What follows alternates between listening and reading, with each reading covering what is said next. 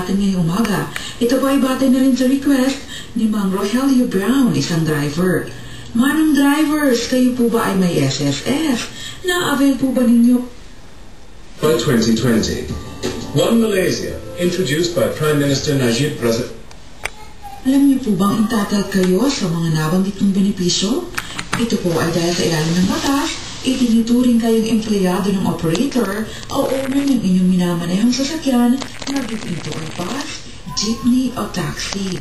Kaya po kung sakasakaling mag-retire kayo, maaari po kayo magiging entitled sa retirement benefits. Kung sakaling kung tatanggalin kayo bilang driver na wala namang sapat na dahilan, maaari po kayo magsampa for illegal dismissal at maaari din kayo makahingi ng mga benepisyo na dapat rin naibigay sa inyo noong panahon nagtatrabaho pa kayo.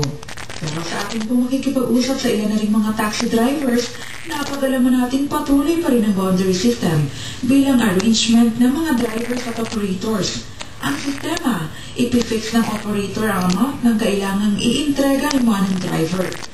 Kaya't ang kawawang driver, makikipagkarera sa kalye para makauna sa mga pasahero at makalikom ng sapat na halaga para pambayad ng boundary at tumaas-taas naman ang take home. Nagiging do or die po ang attitude ng ating mga manong drivers. Ang resulta, ang pagtaas ng cash